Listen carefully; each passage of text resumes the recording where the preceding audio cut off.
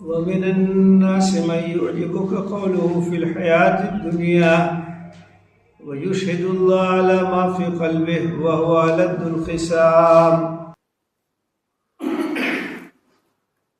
اور لوگوں میں کچھ لوگ ایسے بھی ہیں جن کی دنیاوی زندگی کے بارے میں گفتگو بڑی پرکشش ہوتی ہے، اور وہ اپنی نیت کے بارے میں اللہ کو گواہ ٹھہراتے ہیں، حالانکہ وہ شدید جھگڑالو قسم کے لوگ ہیں، اور جب وہ ہٹتے ہیں تو زمین میں کوشش کرتے ہیں تاکہ اس میں فساد مچائیں اور کھیتی اور نسل انسانی کو برباد کریں، اور اللہ فساد کو پسند نہیں کرتا۔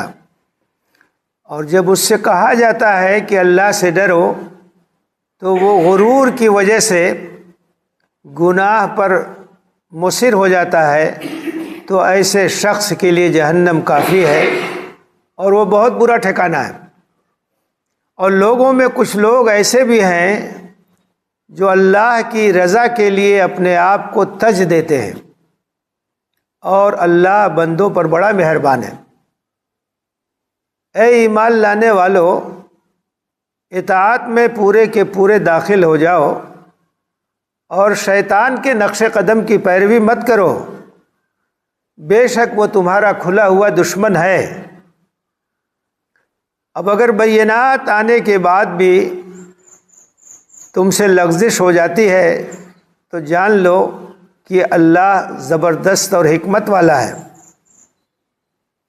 یہ اس بات کا انتظار کر رہے ہیں کہ اللہ تعالیٰ جلوہ افروز ہو جائے بدلیوں کے درمیان اور فرشتوں کے ساتھ، اور معاملے کا فیصلہ کر دیا جائے، اور تمام معاملات اللہ ہی کی طرف پلٹائے جاتے ہیں۔ بنی اسرائیل سے پوچھو کتنی واضح نشانیاں ہم نے ان کے سامنے پیش کی، اور جو اللہ کی نعمت کے بدلے میں جب کہ آ جائے اس کے پاس وہ کسی اور چیز کو ترجیح دے تو جان لینا چاہیے کہ اللہ تعالیٰ سخت سزا دینے والا ہے۔ کافروں کے لیے دنیاوی زندگی بہت ہی پرکشش بنا دی گئی ہے، اور یہ لوگ اہل ایمان کا مذاق اڑاتے ہیں، حالانکہ متقین قیامت کے دن ان سے بہت بلند مقام پہ فائز ہوں گے، اور اللہ جسے چاہتا ہے بغیر حساب کے رزق دیتا ہے۔ لوگ تو ایک ہی امت تھے، پھر ان کے درمیان اختلاف ہو گیا تو اللہ تعالیٰ نے نبیوں کو بھیجا بشارت دینے والا اور ڈرانے والا بنا کر، اور ان کے ساتھ حق کے ساتھ کتاب نازل کی تاکہ لوگوں کے درمیان جو اختلافات ہیں ان کا فیصلہ ہو جائے۔ اور اس میں اختلاف انہی لوگوں نے کیا جن کو کتاب سے نوازا گیا، حالانکہ ان کے پاس واضح نشانیاں آ گئی تھیں ظلم اور جور کو اختیار کرتے ہوئے۔ تو اللہ تعالیٰ نے اہل ایمان کو ہدایت دی اختلافی معاملات میں اپنے حکم سے، اور اللہ جسے چاہتا ہے صراط مستقیم کی ہدایت عطا فرماتا ہے۔ کیا تم نے یہ سمجھ لیا ہے کہ تم جنت میں داخل ہو جاؤ گے، حالانکہ تمہارے سامنے ان لوگوں کی مثالیں نہیں آئیں جو پہلے گزرے ہیں؟ سخت حالات اور پریشان کن مصیبتیں ان کو لاحق ہوئیں اور وہ ہلا مارے گئے، یہاں تک کہ رسول اور اہل ایمان کہہ اٹھے کہ اللہ کی مدد کب آئے گی؟ آگاہ، اللہ کی مدد قریب ہے۔ اس بات کا ذکر ہوا تھا کہ کچھ ایسے لوگ بھی ہیں جو ایمان کا دعویٰ تو کرتے ہیں، لیکن ان کی تگ و دو صرف دنیا کے لیے ہوتی ہے، اور دنیا کی محبت میں بری طرح سے گرفتار ہوتے ہیں۔ چنانچہ ان کی مثال دیتے ہوئے کہا تھا کہ وہ جب دعا مانگتے ہیں تو صرف دنیا کی دعا مانگتے ہیں، ربنا آتنا فی الدنیا وما لہ فی الآخرۃ من خلاق۔ وہ دعا مانگتے ہیں تو صرف دنیا مانگتے ہیں، آخرت میں ان کے لیے کچھ نہیں۔ جبکہ سچے جو اہل ایمان ہیں وہ دعا کیا کرتے ہیں؟ ربنا آتنا فی الدنیا حسنہ وفی الآخرۃ حسنہ وقنا عذاب النار، اے اللہ ہمیں دنیا کی بھلائی بھی عطا فرما اور آخرت کی بھلائی بھی عطا فرما اور عذاب جہنم سے ہم کو بچا لے۔ یہ سچے اہل ایمان کی دعا، ان کے سامنے آخرت ہے۔ تو اب جو منافقین کا ذکر آ گیا تھا، دنیا پرستی جو ان کی ہے اس کا ذکر آ گیا تھا، تو ان آیتوں میں نفاق کی حقیقت کو واضح کیا گیا ہے کہ منافق کا کردار کیسا ہوتا ہے۔ اس کی زبان پہ کچھ ہوتا ہے، اس کی دل میں کچھ اور ہوتا ہے۔ اس کی گفتار میں کوئی الگ بات ہوتی ہے، اس کے کردار میں الگ بات ہوتی ہے۔ اس کے قول اور عمل میں یکسانیت نہیں ہوتی، اس کے اندر تضاد ہوتا ہے۔ اور سچے اہل ایمان کا معاملہ یہ ہے کہ ان کا اندر اور ان کا باہر بالکل یکساں ہوتا ہے۔ تو اس مناسبت سے یہ منافق اور مومن مخلص دونوں کے کردار کی وضاحت یہاں کی جا رہی ہے۔ وَمِنَ النَّاسِ مَن يُعْجِبُكَ قَوْلُهُ فِي الْحَيَاةِ الدُّنْيَا، لوگوں میں کچھ لوگ ایسے بھی ہیں کہ اس کی جو بات ہوتی ہے دنیا کے سلسلے میں، دنیاوی زندگی کے سلسلے میں، تو وہ بات تمہیں متاثر کرتی ہے، گفتگو بہت اچھی ہے۔ منافقین کا حال یہ ہوتا ہے کہ لچھے دار گفتگو کرتے ہیں، اور جب وہ آتے تھے نبی صلی اللہ علیہ وسلم کی مجلس میں تو اپنی وفاداری ثابت کرنے کے لیے بہت ہی لچھے دار گفتگو کرتے تھے کہ ہم تو بالکل آپ کے اوپر جان دینے کے لیے تیار ہیں، ہم ایسے ہیں ویسے ہیں، باتیں بہت کرتے تھے۔ تو گفتگو ان کی پرکشش ہوتی ہے، آدمی کو متاثر کرنے والی ہوتی ہے، شاندار گفتگو کرتے ہیں۔ تو لوگوں میں کچھ لوگ ایسے ہیں جن کی گفتگو دنیا کی زندگی کے سلسلے میں تمہیں پسند آتی ہے، دلکش ہوتی ہے، پرکشش ہوتی ہے، مؤثر ہوتی ہے۔ وَيُشْهِدُ اللَّهَ عَلَى مَا فِي قَلْبِهِ، اور اپنے دل کی کیفیت کے بارے میں اللہ کو گواہ بھی ٹھہراتے ہیں، قسم بھی کھاتے ہیں۔ اللہ شاہد ہے کہ میں بالکل مخلص ہوں، اللہ کی قسم کھا کے میں کہتا ہوں کہ میں ایک دم سچے دل سے آپ کے ساتھ ہوں۔ تو قسمیں بھی بہت کھاتے ہیں۔ سورہ منافقون میں منافقین کا کردار ذکر کیا گیا ہے کہ وہ جب آتے ہیں تو قسم کھا کے طرح طرح کی باتیں کرتے ہیں، اور وہاں یہ بھی کہا گیا ہے واللہ یشہد انہم لکاذبون، اللہ گواہی دیتا ہے کہ جھوٹی قسمیں کھاتے ہیں۔ تو یہ اپنے دل کی کیفیت کے سلسلے میں، اپنی نیت کے سلسلے میں اللہ کو گواہ بھی ٹھہراتے ہیں، قسم بھی کھاتے ہیں، اللہ کو شاہد بھی بناتے ہیں۔ وَهُوَ أَلَدُّ الْخِصَامِ، حالانکہ وہ انتہائی جھگڑالو آدمی، وہ انتہائی بدبخت آدمی ہے، لیکن بات بہت شاندار ہے، گفتگو بہت شاندار، دل کے اندر کچھ اور ہے، زبان پہ کچھ اور ہے۔ تو یہ ایک منافق کا کردار ہوتا ہے، نفاق کا کردار ہوتا ہے، ظاہر کچھ ہے، باطن کچھ ہے، اور اپنی کمزوری کو چھپانے کے لیے قسموں کا سہارا لیتے ہیں، قسمیں بہت کھاتے ہیں، اللہ کو گواہ ٹھہراتے ہیں۔ الد الخصام، شدید الخصومہ، انتہائی سخت جھگڑالو اور عناد رکھنے والے، حق کا انکار کرنے والے۔ اب ان کا کردار دیکھیے، آپ کی مجلس میں آتے ہیں تو بڑی اچھی باتیں کرتے ہیں، قسم کھا کے اپنی ایمانداری کا ثبوت پیش کرتے ہیں۔ وَإِذَا تَوَلَّىٰ، اور جب آپ کی مجلس سے جاتے ہیں، باہر جاتے ہیں، تو کیا کرتے ہیں؟ سعیٰ فی الارض لیفسد فیہا، تو ان کی ساری تگ و دو اور پوری دوڑ دھوپ کیا ہوتی ہے کہ معاشرے میں فساد اور فتنہ پھیلائیں، زمین میں فتنہ پھیلائیں۔ قرآن کی اصطلاح میں فساد فی الارض کیا ہے اور اصلاح فی الارض کیا ہے؟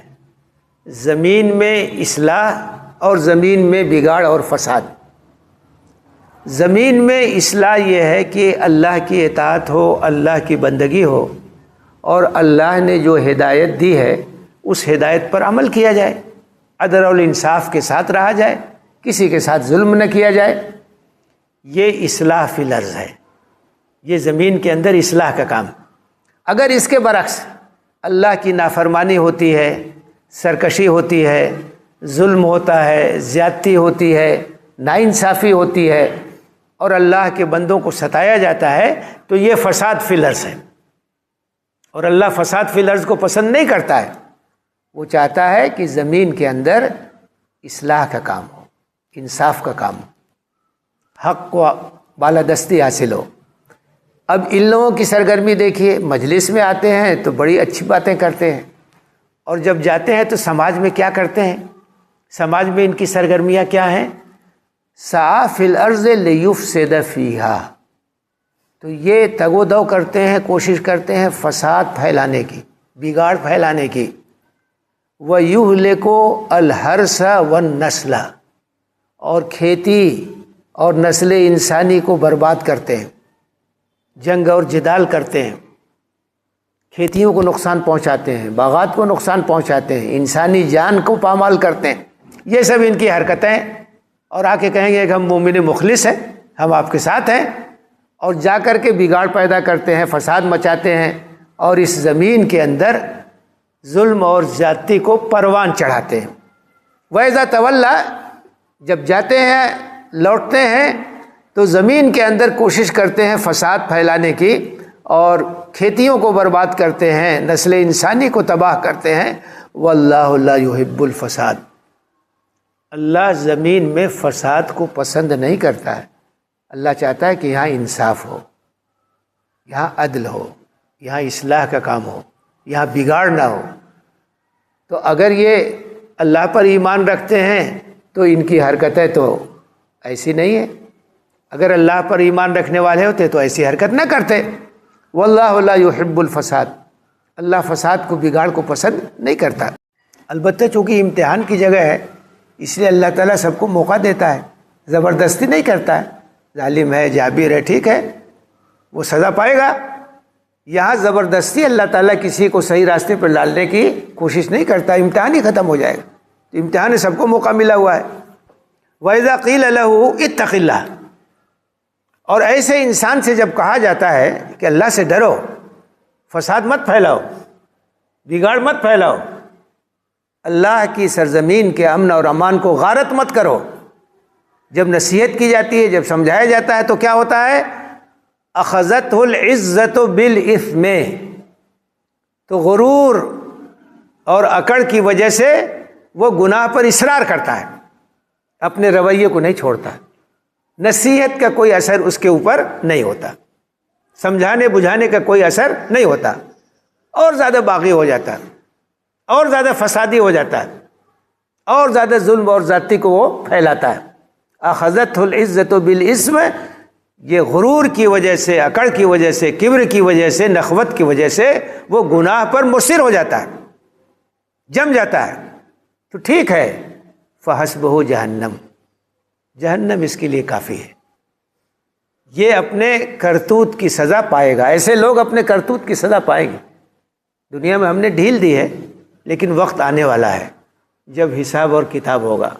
فحسبہ جہنم، اس کو سزا دینے کے لیے جہنم کافی ہے۔ وَلَبِئْسَ الْمِہَادُ، بہت برا ٹھکانہ ہے، دردناک عذاب ہے وہاں اس کا حساب کتاب ہوگا۔ اب یہ کردار کس کا ہے؟ ایک منافق کا، اللہ اور رسول کے دشمن کا یہ کردار ہے۔ اس کے بالمقابل ایک سچا مومن جو ہوتا ہے، ایک مخلص مومن جو ہوتا ہے، اس کا کردار کیا ہے؟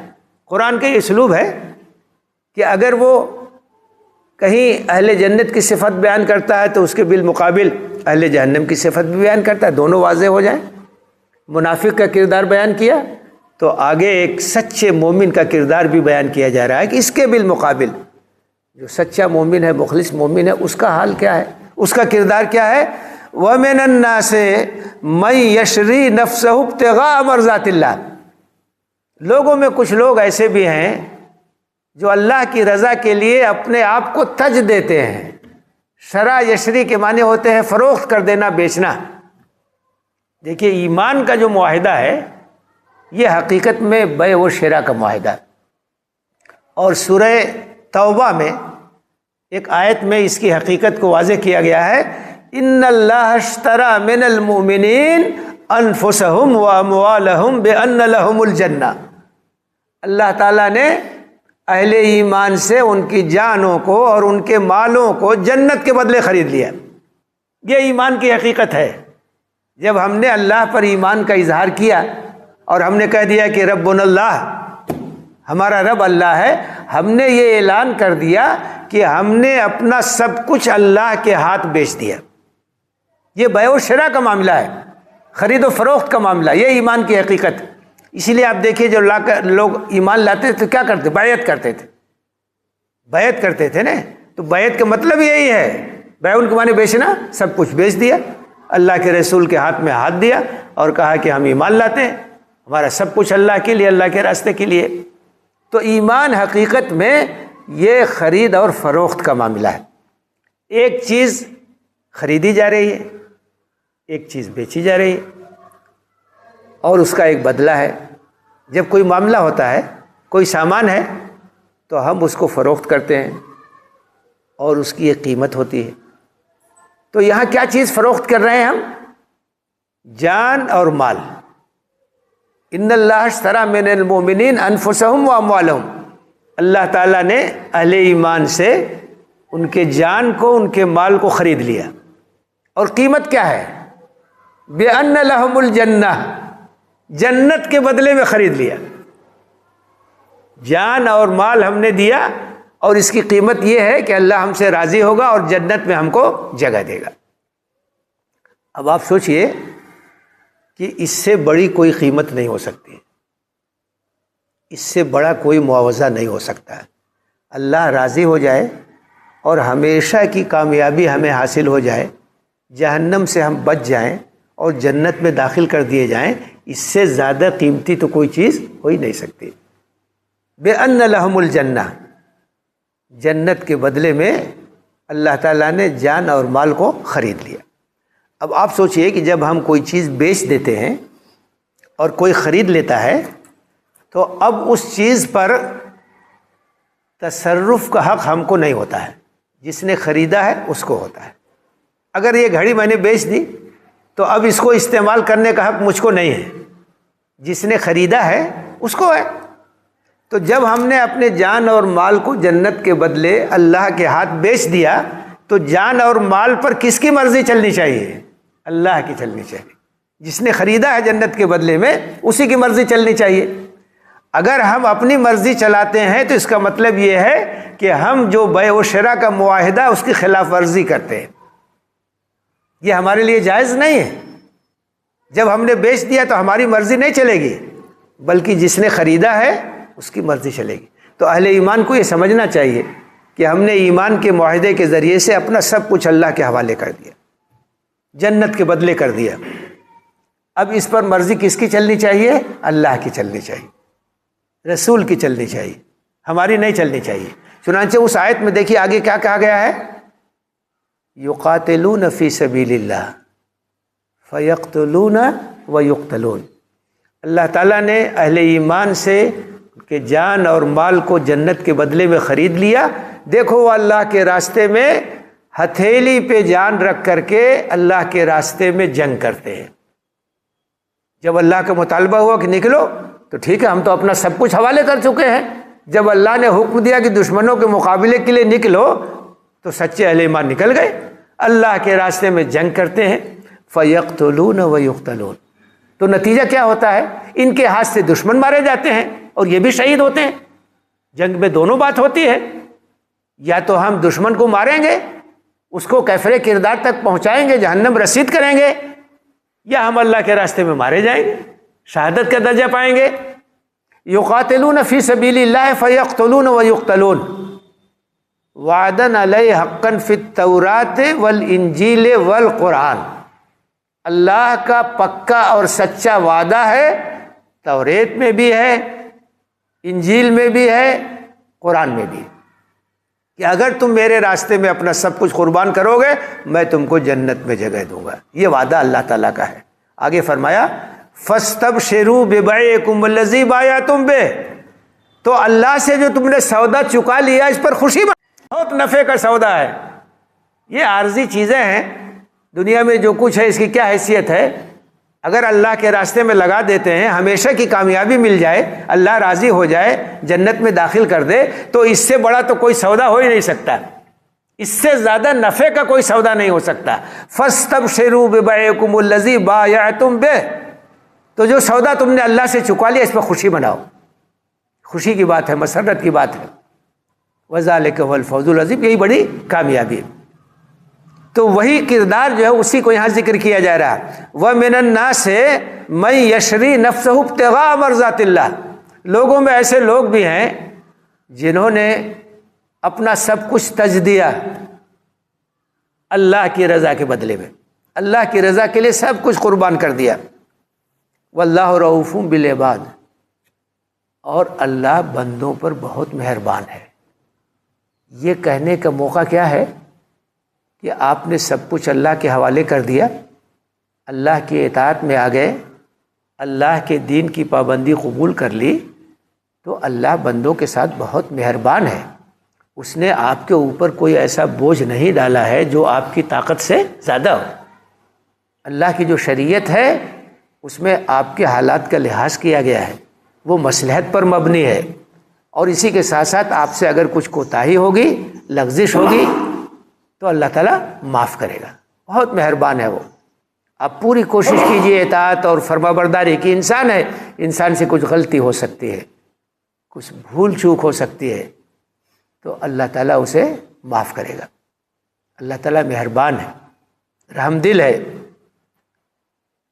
یا ایھا الذین آمنوا ادخلوا فی السلم کافہ، سلم کے معنی ہے اطاعت، فرما برداری۔ یا ایمان لانے والوں، اطاعت میں پورے کے پورے داخل ہو جاؤ، اللہ کے دین کی پابندی قبول کرو، اور اللہ کے جو احکام ہیں ان کو مختلف خانوں میں تقسیم مت کرو کہ کچھ کو تو ہم مانیں گے اور کچھ کو نہیں مانیں گے۔ پورے کے پورے داخل ہو جاؤ، پوری شریعت پر عمل کرو۔ اہل کتاب کی طرح سے مت۔ اہل کتاب کا حال کیا تھا؟ اسی سورہ میں پہلے پارے کے اندر بیان کیا گیا ہے، افتؤمنون ببعض الکتاب وتکفرون ببعض، تمہارا حال یہ ہو گیا ہے کہ کتاب الہی کے بعض احکام پر تو ایمان رکھتے ہو، مانتے ہو، بعض کو نہیں مانتے، اپنی مرضی چلاتے ہو۔ تو جو کوئی ایسا کرے گا اس کا انجام کیا ہوگا؟ فما جزاء من يفعل ذلك منكم الا خزي في الحیات الدنیا ویوم القیامۃ یردون الی اشد العذاب، جو بھی ایسا کریں گے دنیا میں ان کی سزا رسوائی اور ذلت ہے، اور آخرت میں دردناک عذاب۔ اللہ کی شریعت پر پورے طور سے عمل کرنا، مسجد میں جو شریعت کا حکم ہے اس پر بھی عمل کرنا ہے، مسجد کے باہر جو حکم ہے اس پر بھی عمل کرنا، بازار میں جو حکم ہے اس پر بھی عمل کرنا، خاندان میں گھریلو زندگی میں جو اللہ کا حکم ہے اس پر بھی عمل کرنا۔ تو ہماری عبادات ہوں، ہمارے معاملات ہو، ہمارا لین دین ہو، ہماری معاشرت جو کچھ ہو، سب اللہ کے دین کے مطابق ہونی چاہیے۔ تو اسی کا مطالبہ کیا جا رہا ہے، اور خاص طور سے خطاب منافقین سے ہے، ان لوگوں سے جو کہتے کچھ تھے کرتے کچھ تھے۔ ان سے کہا جا رہا ہے کہ جب ایمان کا دعویٰ کرتے ہو، ایمان کا اظہار کرتے ہو، تو پورے طور سے اطاعت کا ثبوت دو، اللہ کی بندگی کو اختیار کرو۔ ولا تتبعوا خطوات الشیطان، شیطان کے نقش قدم کی پیروی مت کرو۔ پوری زندگی میں دو راستے ہیں، ایک رحمان کا راستہ، ایک شیطان کا راستہ۔ یا تو اللہ کے رحمان کے راستے پہ چلو یا شیطان کے راستے پہ چلو۔ شیطان کے راستے پہ چلو گے تو اللہ کی رضا کیسے ملے گی؟ اور جہاں رحمان کا راستہ چھوڑو گے تو وہاں تم شیطان کے راستے پر جاؤ گے۔ تو فرمایا ولا تتبعوا خطوات الشیطان، شیطان کے نقش قدم پر مت چلو، انہ لکم عدو مبین، وہ تو تمہارا کھلا ہوا دشمن ہے۔ اس نے تو قسم کھائی ہے، موقع لیا ہے قیامت تک کہ ہمیں مہلت دیجیے، ہم ان کو بھٹکائیں گے اور ان کو جہنم کے راستے پر چلائیں گے۔ اور یہ بھی اس نے کہا کہ اکثر لوگوں کو آپ ناشکرا پائیں گے، شیطان کی پیروی کریں گے۔ فرمایا کہ زبان سے دعویٰ کرتے ہو ایمان کا، عمل سے اس کا ثبوت دو۔ پوری زندگی میں اللہ کی، رسول کی اطاعت کرو، اللہ کی شریعت کی پابندی کرو، شیطان کے نقش قدم پر مت چلو، بے شک وہ تمہارا کھلا ہوا دشمن ہے۔ فَإِن زَلَلْتُم مِّن بَعْدِ مَا جَاءَتْكُمُ الْبَيِّنَاتُ فَاعْلَمُوا أَنَّ اللَّهَ عَزِيزٌ حَكِيمٌ۔ اب اگر واضح نشانیاں آنے کے بعد بھی تم گمراہی کا راستہ اختیار کرتے ہو، راہ راست سے ہٹتے ہو، انحراف کرتے ہو، تو جان لو کہ اللہ عزیز ہے، اللہ حکیم ہے۔ عزیز کے معنی زبردست، طاقتور، زور آور، جس کے آگے کسی کا بس نہیں چل سکتا، اور جو گرفت کرنا چاہے تو کوئی بچا نہیں سکتا، اس کی پکڑ بہت سخت ہے۔ تو یاد رکھو، تم بغاوت کرو گے تو اللہ کی سزا سے بچ نہیں سکتے، اللہ کی پکڑ سے بچ نہیں سکتے۔ وہ عزیز ہے، زبردست ہے، زور آور ہے، اس کے آگے کسی کا بس نہیں چل سکتا ہے۔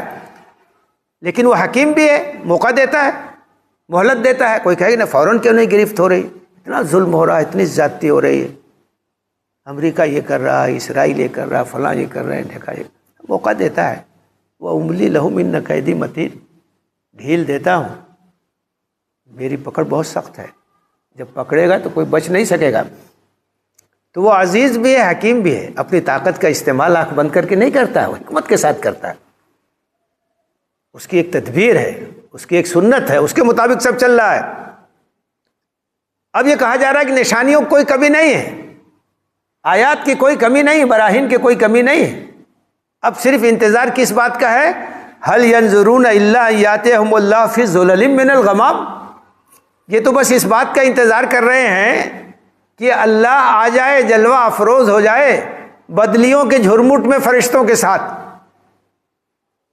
تو ظاہر ہے جب آنکھوں سے دیکھیں گے تب مانیں گے، اس ایمان کی اہمیت نہیں ہے۔ یہاں ایمان بالغیب کی اہمیت ہے، ہم اللہ کو نہیں دیکھ رہے ہیں، غیب میں رہتے ہوئے اللہ پر ایمان رکھتے ہیں، اللہ کی نشانیوں کی وجہ سے۔ پوری کائنات میں اللہ تعالیٰ کی نشانیاں، وَفِي كُلِّ شَيْءٍ لَهُ آیَةٌ تَدُلُّ عَلَىٰ أَنَّهُ وَاحِدٌ، کائنات کی تمام چیزیں گواہی دے رہی ہیں کہ اللہ ایک ہے۔ اور قرآن میں بار بار ان نشانیوں کی طرف متوجہ کیا گیا کہ دیکھو چاند کو دیکھو، سورج کو دیکھو، زمین کو دیکھو، آسمان کو دیکھو، رات کو دیکھو، دن کو دیکھو، کتنی حکمت کے ساتھ اللہ تعالیٰ اسے چلا رہا۔ یہ اللہ تعالیٰ کی کارسازی اور اللہ کی قدرت کی دلیل ہے۔ خود اپنے اوپر غور کرو، تمہارے جسم کا نظام اللہ تعالیٰ نے کیسا بنایا ہے۔ تو ایمان وہ ہے جو غیب میں رہتے ہوئے اللہ تعالیٰ کی نشانیوں کی وجہ سے لایا جائے۔ اللہ کو سامنے دیکھ کر کے اللہ آ جائے گا تب تو عذاب ہی آ جائے گا، تب کیا بچے گا؟ تو یہ کہا جا رہا ہے کہ دلیل کی کوئی کمی نہیں ہے، سمجھانے بجھانے کے لیے جو کچھ ضرورت تھی سب اللہ نے فراہم کر کہ اللہ تعالیٰ جلوہ افروز ہو جائے بدلیوں کے جھرمٹ میں اور فرشتے ساتھ میں ہوں، وہ قضی الامر۔ لیکن جب ایسا ہوگا تب تو معاملے کا فیصلہ ہو جائے گا، تو اللہ کا عذاب آ جائے گا، مہلت ہی ختم ہو جائے گی، امتحان ہی ختم ہو جائے گا۔ وَإِلَى اللَّهِ تُرْجَعُ الْأُمُورُ، اور تمام معاملات اللہ کی طرف ہی پلٹائے جائیں گے، سب لوگ اللہ کے سامنے پیش ہوں گے۔ تو ان آیتوں میں ایک طرف تو یہ بتایا گیا ہے کہ ایک جو منافق ہے اس کا کردار کیا ہے، اور دوسری طرف یہ بتایا گیا ہے کہ جو مخلص لوگ ہوتے ہیں، سچے اہل ایمان ہوتے ہیں، ان کا کردار کیا ہے۔ منافق کی علامت یہ بتائی گئی ہے کہ اس کے قول میں، اس کے فعل میں تضاد ہوتا ہے، کہتا کچھ ہے، کرتا کچھ ہے، زبان پہ کچھ ہے اور دل کے اندر کچھ اور ہے۔ اور یہ بھی بتایا کہ ایسے لوگ بڑی شاندار گفتگو کرتے ہیں، بہت لچھے دار گفتگو کرتے ہیں۔ دوسری طرف جو سچے اہل ایمان ہیں ان کا حال یہ ہے کہ انہوں نے اپنا سب کچھ اللہ کے حوالے کر دیا، اللہ کی رضا کے لیے انہوں نے سب کچھ تج دیا ہے، سب کچھ قربان کر دیا، اور اللہ کے راستے میں سب کچھ قربان کرنے کے لیے ہر وقت وہ تیار رہتے ہیں۔ اور یہ بات بھی بتائی گئی ہے کہ بندوں کی ہدایت کے لیے جہاں تک دلائل کا تعلق ہے، براہین کا تعلق ہے، اللہ تعالیٰ نے اپنے رسولوں کے ذریعے، اپنی کتابوں کے ذریعے سے ان تمام چیزوں کو واضح کر دیا ہے۔